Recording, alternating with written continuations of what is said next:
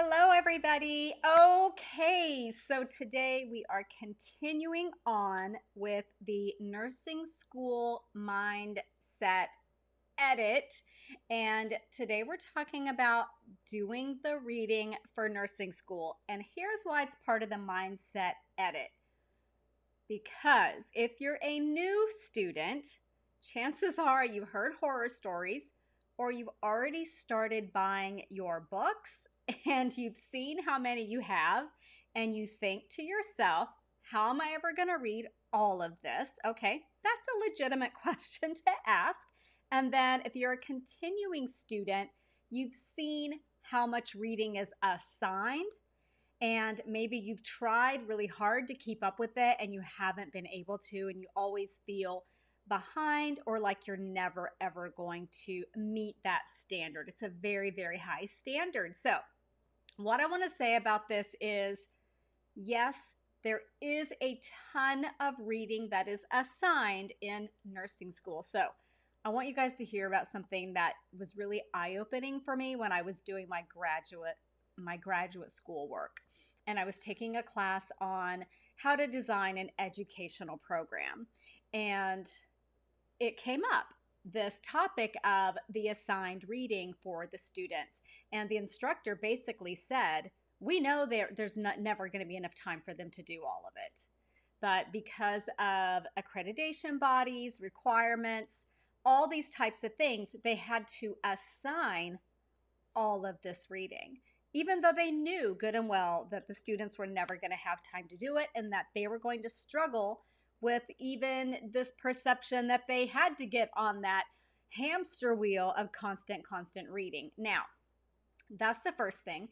And then from that feeling of, I can't keep up, I'm never going to be able to do all this, we feel a lot of guilt around that. So let me know in the comments if you have felt guilt, or I don't know if shame is the right word, but like you're not a good student because you can't conquer this mountain of reading that you're assigned to do in nursing school. Some students, and this is where knowing your learning style, and I'm going to talk about learning styles on another one of these mindset edit videos. Knowing your learning style and how you learn best is absolutely key, because obviously assigning students a ton of reading assumes every student learns best by reading. Some students do. I was just in the Facebook group and some of you were like, yes, I do all the reading because I learn massively well that way. And that's perfect for you. That's absolutely perfect. I'm not going to tell you to not do the reading, right? Because it works for you.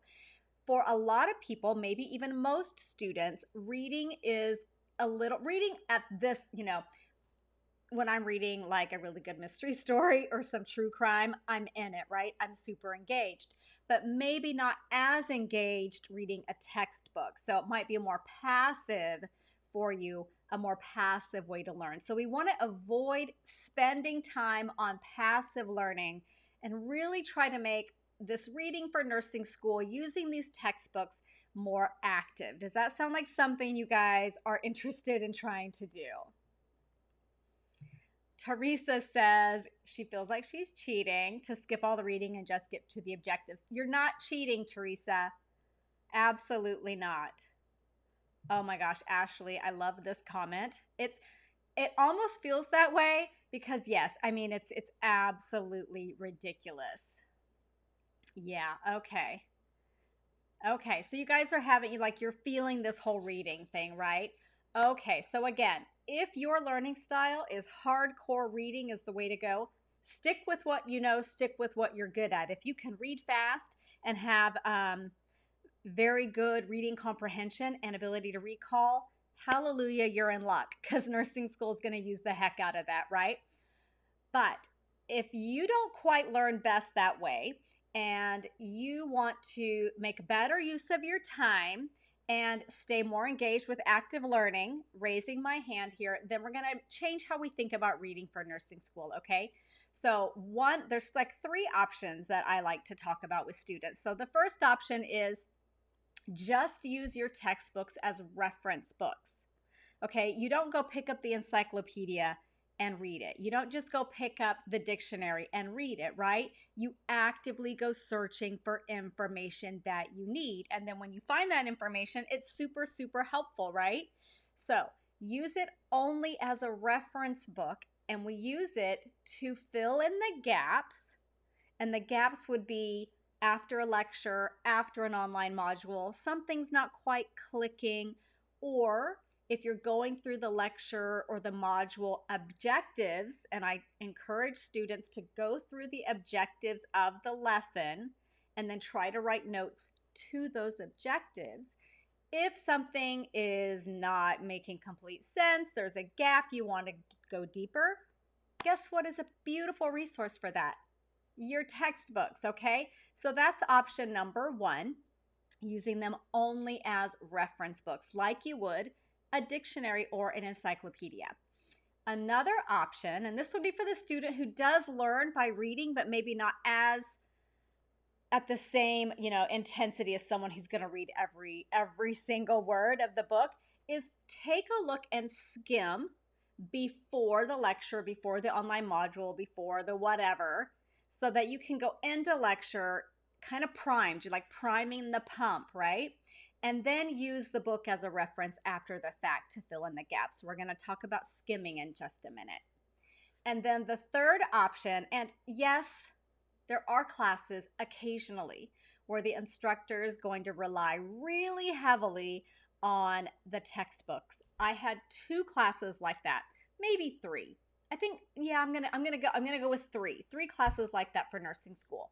One was I don't know what the class was called, but it was like theory of nursing, history of nursing, political, all the policy around nursing, all of that stuff. We thought it was super boring. I'd probably find it fascinating now, but the instructor relied heavily on the book for that class. We found it super boring and dry.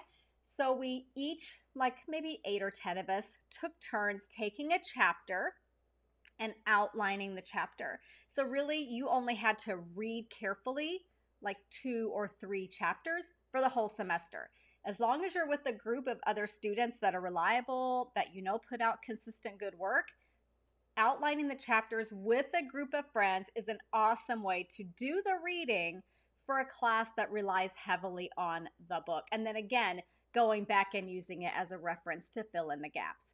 The other class that I had to do that with was mental health nursing. For whatever reason, that professor used the book a lot when writing her exams. And then my geriatric nursing class was also another one. So it'll depend on your school. If you can, talk to upperclassmen, find out how much do they rely on the book for exams, then you can kind of know in advance which books you might want to do that with. So 1, use it like an encyclopedia. 2, skim beforehand and then use it as an encyclopedia afterwards. Or 3, outline with friends and use it as a reference encyclopedia afterwards, okay? So the common denominator here is we're going to use this heavily as a reference book, okay? Does that make sense?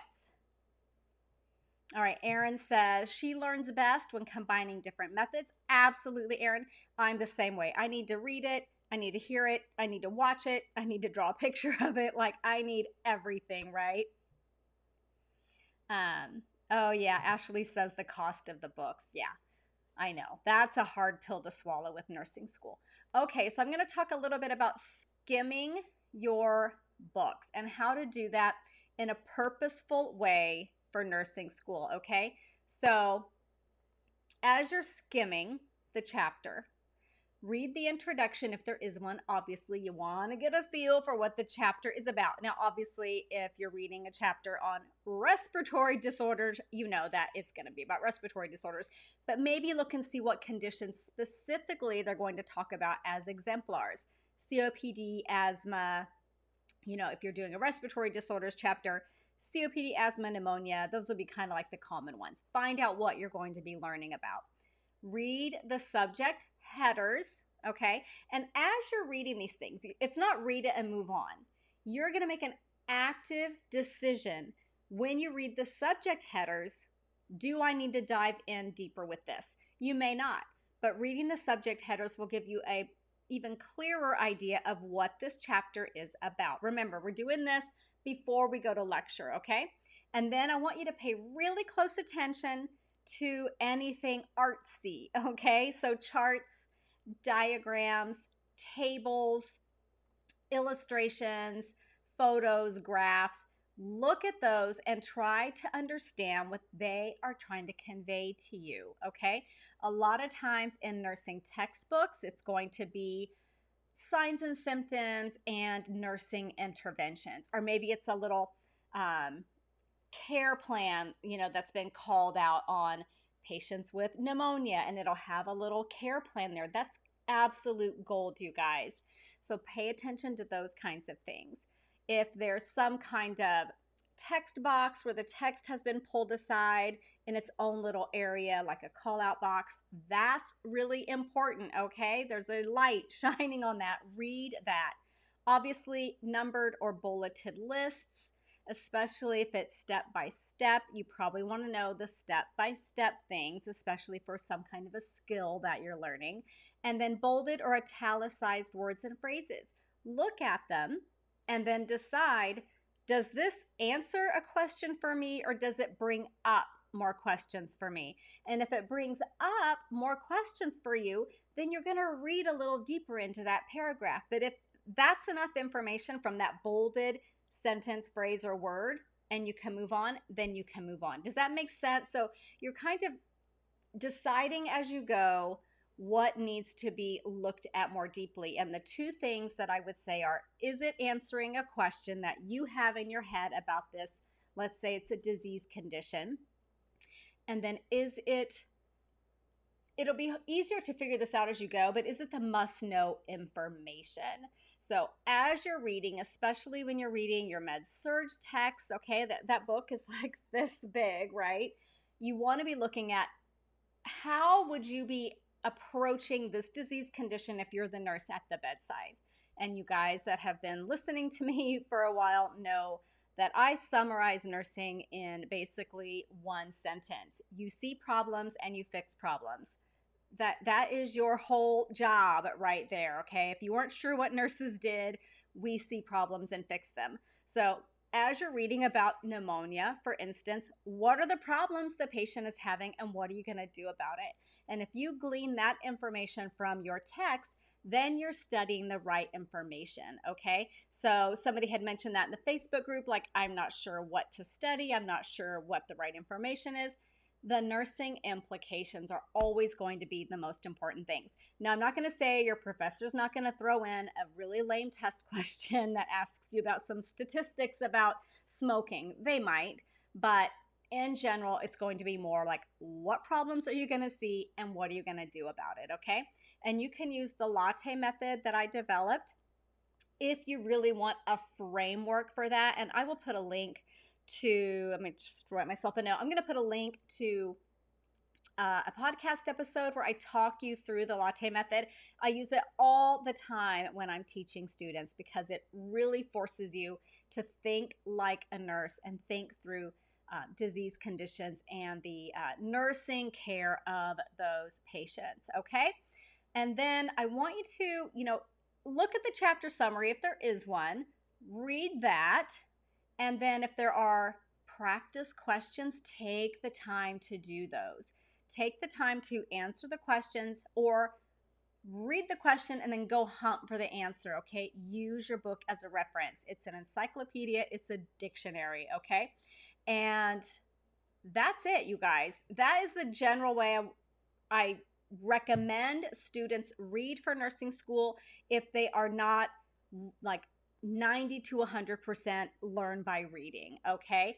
And alternate reading formats, like alternate book formats, are fabulous. So I was a huge fan of the Made Incredibly Easy books because they're super to the point and there's lots of pictures, and I love lots of pictures. One of them that I highly recommend is the Pathophysiology Made Incredibly Visual book. If you just want, like, I just need to know the basics about the patho of this condition, that book is awesome.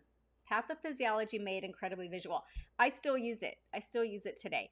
And then just in general, those books are great. The ATI books are great. If your school uses ATI and you have those books and those resources, that's like the nitty gritty must know info. So that is what I wanted to talk about with the reading. Let go of your guilt. You know, you have options. You can spend hours reading even when you know it's not the best way for you to learn, or you can try something different. If you keep doing the same thing over and over again and have poor results, then that's on you, right? You got to mix it up. You got to try something different. So that would be some things that I would try to see if that works for you. And you could even try it now if you're on summer break right now and you want to review some material. Instead of going back and reading your textbook, go back and try skimming through it and see if that works for you. That way you're kind of trying it before, you know, you get into that high stakes environment of school. Okay. So let me see. Rusty says, okay, you got a big test coming up this week, Rusty. Good luck. All right, you guys. So that was it for that. I do want to talk a little bit. I wasn't here yesterday because I was up in the mountains and there was no internet. There was also no phone. So we were up in it. We went paddleboarding and it was beautiful. But it was a little windy, and paddleboarding is really hard when it is windy, let me tell you. Okay, let's see here. I just want to. Okay, so the topic that I meant to talk about yesterday with you guys, and I'm just going to talk very briefly about it because I did a whole podcast episode on this, so I will direct you to that episode. I don't remember the number off the top of my head, but I'll include it in the description. And that is knowing when to memorize things and knowing when to conceptualize things. So you're going to hear people say you are not supposed to memorize anything for nursing school. It's 100% understanding concepts. And that's a little not right. There are some things that you do have to memorize. The trick with this, you guys, is knowing what to memorize versus what requires conceptual understanding. Most everything requires conceptual understanding, but there are some things. So when you know what to memorize, you're going to be fine. If you're looking at a concept and trying to memorize it, you're going to struggle. I promise that. So the key is memorize things that can help you understand broader concepts. Okay? So I'll say that again. The things you want to memorize are the things that will help you understand a broader concept. So, for example, heart failure. Conceptually, heart failure is very simple when you've got that path of blood flow, right, through the heart, the lungs, the body. When you've got that pathway down solid, heart failure is almost too easy. Like you're going to feel almost like you're cheating. By memorizing that pathway, which you learned in anatomy and physiology, but you may need to review it a little bit, then you understand a broader concept really well. I don't have to sit down and study heart failure. When I'm presented with a patient with heart failure in the clinical setting, I just think through the blood flow pathway, and that tells me pretty much most of what I need to know about heart failure and taking care of this patient. The other one is the cranial nerves, okay? Knowing what the cranial nerves are is not a concept, right? It's not. It's memorizing. You know, what is cranial nerve 1? What is cranial nerve 2? Those aren't concepts. You have to memorize that information. So understanding that memorize, like if your instructor, you're in your checkoff and they might say to you, hey, Erin, show me how to assess cranial nerve 7. And if Erin has not memorized what cranial nerve 7 is, and if it's motor or sensory or both, then Erin's going to have a really hard time even understanding the concept of how and why you would test for that cranial nerve function. Do you see what I mean? So when you memorize things like that, then you can apply them to broader concepts. So just knowing and being able to recognize when those types of things come up is super, super helpful. So I will link to the podcast episode where I talk about this. I share some memory techniques that you may not have tried, Maybe try some different ones that might help you. And then it also talks a little bit about how to learn concepts really well, some tips for that, because it's two completely different kinds of learning. Okay, so does that help at all with that? Libby says farm is a lot of memorizing. So Libby, farm can feel like a lot of memorizing. um, I'm not going to say it's all concepts because it's not at all. There is a lot of memorizing that goes with it.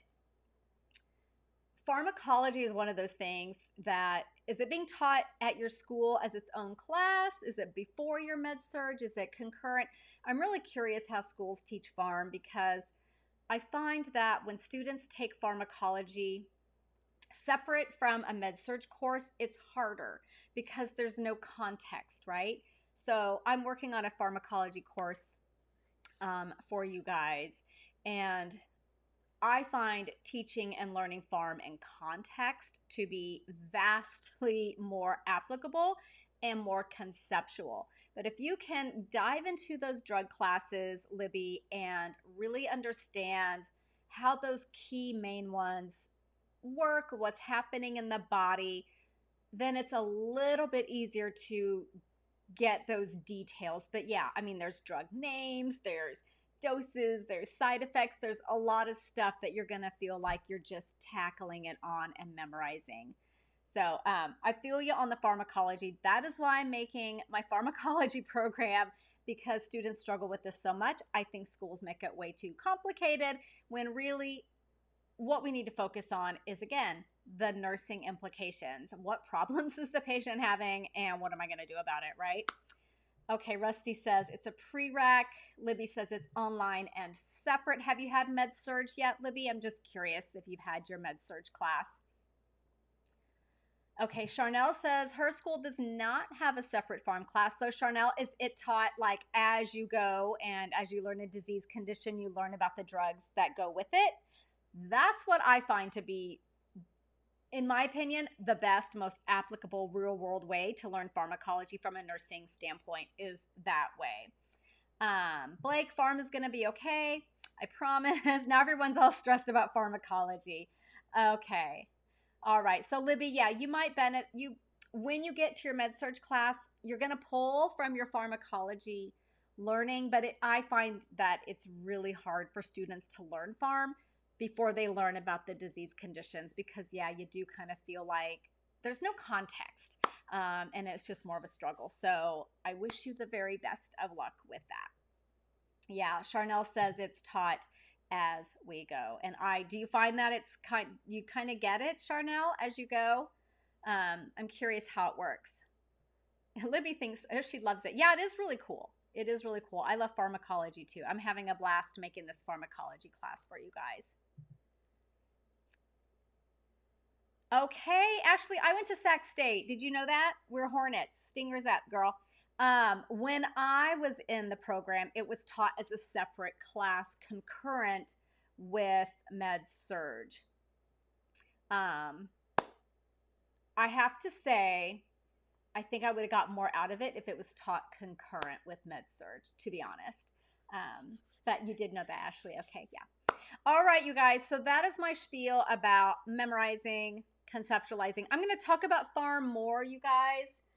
Let me see if I can find the date, if I can just find it really quick on my list. On the 27th of July, we're going to talk about some things you can do to prepare for your pharmacology class in advance, okay? So that is coming up. So I will see you tomorrow, hopefully. Tomorrow we're talking about, dun, dun, dun, dun. Oh, we're going to talk about the one personality trait that will make or break you as a nursing student and as a nurse. So if you want to hear what that personality trait is, I want to see you tomorrow. And the time is, I think it's early because I work tomorrow. I want to say it's like at 9 a.m. Pacific. Let me just double check. Yes, 9 a.m. Pacific. We'll talk about that. Okay. All right, you guys, thank you so much. I'm just reading your comments. Teresa has a pharmacist friend. Yeah, pharmacists are some of the smartest people ever. And I don't know how they I don't know how they do it. They're amazing. Um, the knowledge that your friend has is going to be way more in depth than what you will be learning, but it'll be a great person to ask questions of, and maybe they have some good resources for you. Okay, thanks everyone. I will see you tomorrow. Bye.